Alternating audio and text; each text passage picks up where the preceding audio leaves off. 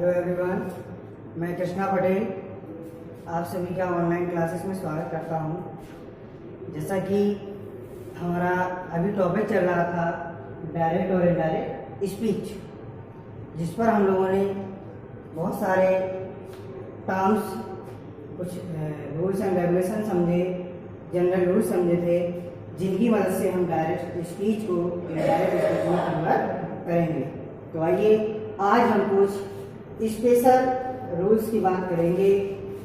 Special rules for changing direct into indirect. देखते हैं वो स्पेशल रूल क्या होते हैं। तो first point is there reported speech. हम लोगों ने देखा हुआ था कि रिपोर्टेड स्पीच क्या होती है। कॉमा, वो दोनों इन्वर्टेड कॉमा के अंदर वाला जो पार्ट है उसको हम लोगों ने बोला हुआ था क्या, रिपोर्टेड स्पीच। रिपोर्टेड स्पीच के टेंस, पर्सन और नियरनेस वर्ड्स, इन तीन का ही हमको चेंज देखना है। टेंस, पर्सन और नियरनेस वर्ड्स, उसका जो भी चेंज होगा वो रिपोर्टिंग वर्ब पार्ट के अकॉर्डिंग होता है। First point is there, reported speech में जितना भी परिवर्तन होगा वो सब कुछ reporting verb, that means comma के पहले वाला जो पार्ट होगा उसके अकॉर्डिंग होगा। तो देखते हैं कि रिपोर्टेड स्पीच में होता क्या क्या है। रिपोर्टेड स्पीच में आप लोगों ने देखा कि मैंने एक एग्जाम्पल लिया हुआ था, राम, सीता और लक्ष्मण। दैट मीन्स तीन लोग थे वहां पर, फर्स्ट पर्सन, सेकेंड पर्सन और थर्ड पर्सन।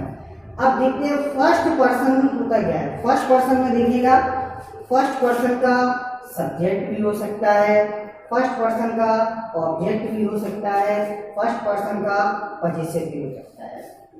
रिपोर्टेड स्पीच के फर्स्ट पर्सन का यदि आपके पास सब्जेक्ट, ऑब्जेक्ट या पजेसिव है तो वो चेंज होगा अकॉर्डिंग टू सब्जेक्ट, सब्जेक्ट के अनुसार of reporting verb part. Reporting verb part के सब्जेक्ट के अकॉर्डिंग चेंज होगा किसका, फर्स्ट पर्सन के सब्जेक्ट, ऑब्जेक्ट और पजेसिव का। ध्यान रखिएगा, रिपोर्टिंग वर्ब के अनुसार ही रिपोर्टेड स्पीच में परिवर्तन होता है।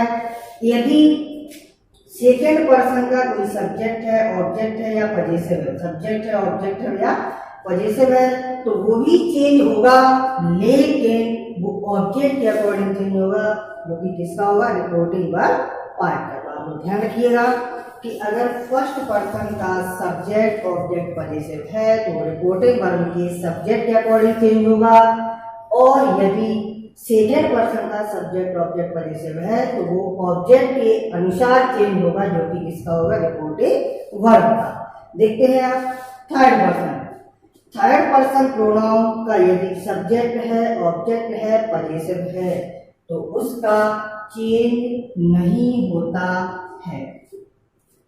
फर्स्ट पर्सन और सेकेंड पर्सन, लेकिन थर्ड पर्सन में कोई चेंज नहीं होना है। तो आपके दिमाग से टेंशन गायब। पहले तो टेंस की टेंशन गायब हुई एक टेबल के माध्यम से कि हमने शॉर्ट में उसको कैसे याद कर लिया। अब थर्ड पर्सन भी यहाँ पे हो गया, तो आपको क्या याद करना है टेबल में, फर्स्ट पर्सन और सेकेंड पर्सन के changes, subjective case, objective case, possessive और रिफ्लेक्सिव।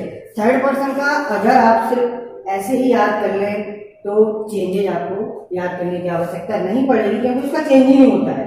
अब देखते हैं जो हमने एक पढ़ा, इसका इन शॉर्ट में स्टडी करते हैं। इन शॉर्ट में आपने बुक्स में देखा होगा और पहले से भी पढ़ा है, 9, 10, 11, तो 12th में है वो पढ़ के आए हैं, लेकिन 9th वाले बच्चों के लिए ये सब कुछ नया है। तो देखिएगा, मैंने एक फॉर्मूला लिखा हुआ है, सन अपॉन 1, 2, 3। सन, अगर हम ये कहानी बोले आपको कि सन का मतलब क्या होता है। सन मतलब बेटा, आज हमारे देश में और सब जगह एक ही प्रथा मानी जाती है कि बच्चे जितने भी एक परिवार में हों या किसी के भी बच्चा हो तो वो दो ही अच्छे होते हैं। एक बच्चा हो या दो बच्चे हो, तीसरा बच्चा नहीं होने की कोशिश करते हैं। तो देखते हैं ये सन अपॉन 1, 2, 3 होता क्या है। इसका ही समराइजेशन यहाँ पे, अगर आपने इसको याद कर लिया तो इसको याद करने की आवश्यकता नहीं, अगर इसको कर लिया तो इसको कोई दिक्कत नहीं है, लेकिन शॉर्ट में इसको याद करना बहुत जरूरी है। SON, एस का मतलब सब्जेक्ट, ओ का मतलब ऑब्जेक्ट, एन का मतलब नो चेंज। देखिएगा ऊपर भी हमने कुछ किया था, थर्ड पर्सन प्रोनाउन का subject object possessive does not change, बिना लिख के आ गया डू नॉट चेंज। मतलब 1 2 3, 1 का मतलब फर्स्ट पर्सन, 1 का मतलब फर्स्ट पर्सन, फर्स्ट पर्सन का सब्जेक्ट भी हो सकता है, ऑब्जेक्ट भी हो सकता है, पजेसिव भी हो सकता है। इसी प्रकार सेकंड पर्सन का सब्जेक्ट भी हो सकता है, ऑब्जेक्ट भी हो सकता है, पजेसिव भी हो सकता है। इसी प्रकार देखते हैं थर्ड पर्सन का भी वही केस है, सब्जेक्ट ऑब्जेक्ट और पजेसिव। मतलब रिपोर्टेड स्पीच की एसओपी का चेंज होना है, लेकिन किसके अकॉर्डिंग? रिपोर्टिंग वर्ब पार्ट के अकॉर्डिंग। देखिएगा ये जो नीचे लिखा हुआ है, इस लाइन के जो नीचे लिखा हुआ है ये द्विभाजित है। जो लाइन खींची हुई है इसके नीचे जो पार्ट है 1 2 3, ये किसका पार्ट है? Reported speech. ये जो SON लिखा हुआ है ये है आपका रिपोर्टिंग वर्ब पार्ट। नीचे वाला पार्ट रिपोर्टेड स्पीच, ऊपर वाला पार्ट रिपोर्टिंग वर्ब पार्ट। मतलब अगर हम और भी आपको फिर से रिवीजन दें तो ये इन्वर्टेड कॉमा के इनसाइड वाला पार्ट है। कौन सा पार्ट है? Inside part. Reporting verb part that means ये कॉमा के आउटसाइड पार्ट। अब बात करते हैं कि होना क्या है। इसका समराइजेशन अभी समझ में नहीं आया। ये है सब्जेक्ट ऑब्जेक्ट पजेसिव भी सब होता है, लेकिन होता क्या है? यहाँ तो आपने चेंजेस वगैरह लिखे थे, आपके दिमाग में आ गया होगा, लेकिन देखते हैं। अगर फर्स्ट पर्सन का सब्जेक्ट ऑब्जेक्ट पजेसिव दिया है तो वो चेंज होगा किसके अकॉर्डिंग? इस सब्जेक्ट के अकॉर्डिंग। सब्जेक्ट इसका रिपोर्टिंग वर्ब का। सेकंड पर्सन का सब्जेक्ट ऑब्जेक्ट पजेसिव है तो किसके अकॉर्डिंग? ऑब्जेक्ट। ऑब्जेक्ट किसका? रिपोर्टिंग वर्ब का। Very good. थर्ड पर्सन का अगर सब्जेक्ट ऑब्जेक्ट पजेसिव दिया है तो बेटा किसके अकॉर्डिंग चेंज होगा? बिल्कुल भी नहीं होगा। क्यों? क्योंकि थर्ड पर्सन के प्रोनाउन के सब्जेक्ट ऑब्जेक्ट पजेसिव का चेंज नहीं होता है। तो अब इस बात को चलिए नोट कर लीजिएगा, स्क्रीनशॉट ले लें। अब चलते हैं हम लोग नेक्स्ट पार्ट जो कि हमारा अब मेन काम है। हमारा जितना भी मटेरियल था वो इकट्ठा हो चुका है। अब हम लोग बनाएंगे बिल्डिंग। बिल्डिंग बनाने के लिए मटेरियल की आवश्यकता होती है, इसलिए हम लोगों ने इतना सारा मटेरियल इकट्ठा किया। अब उसका यूटिलाइजेशन कैसे होगा तो देखते हैं। तो सबसे पहले आपको ये जानना आवश्यक है, बचपन में आपने पढ़ा होगा सबसे पहला ही टॉपिक होता है सेंटेंस। सेंटेंस सेंटेंस का मतलब हिंदी में होता है वाक्य। और सेंटेंस को कहते क्या है? Sentence is a group of words that makes a complete sense. A sentence is a group of words that makes a complete sense। शब्दों का ऐसा समूह जो एक हमको सार्थक अर्थ देता है, उसको हम सेंटेंस बोलते हैं। अब आपको जानना क्या जरूरी है, इस सेंटेंस में आपको मेन चीज समझना बहुत जरूरी है कि सेंटेंस कितने टाइप के होते हैं। वेरी गुड, 5 टाइप्स के। तो फर्स्ट टाइप का सेंटेंस जो हमारा होता है वो होता है असर्टिव सेंटेंस। क्योंकि हम लोगों को पढ़ना क्या है? सेंटेंस के टाइप्स। हर टाइप के रूल्स एंड रेगुलेशन अलग अलग होंगे। आपको हर वीडियो में सीरियल वाइज हर सेंटेंस का टाइप बताया जाएगा। ये सब क्या है? इसका टाइप्स है। सेंटेंस के ये क्या लिखे हुए हैं? Types. Assertive sentence, second one interrogative, third one imperative, fourth one optative, fifth one exclamatory. अब इसमें भी कुछ होता है। असर्टिव सेंटेंस भी फर्दर 2 पार्ट के होते हैं। असर्टिव सेंटेंस फर्स्ट होता है अफर्मेटिव। अफर्मेटिव। दूसरा नेगेटिव। इंटरोगेटिव भी 2 टाइप्स के होते हैं। फर्स्ट या नो टाइप।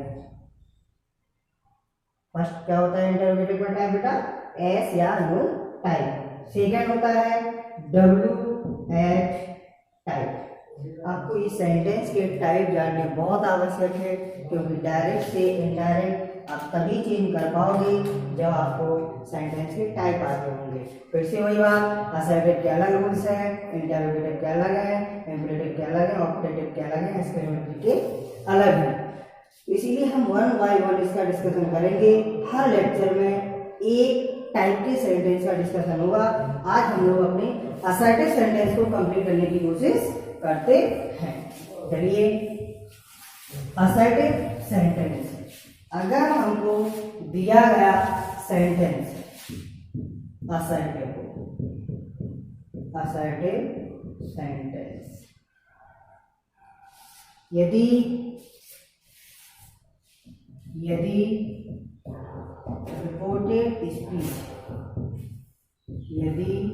रिपोर्टेड स्पीच का सेंटेंस असर्टिव हो,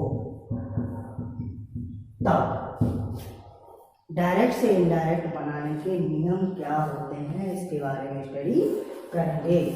फर्स्ट देखते हैं, रिपोर्टिंग वर्ब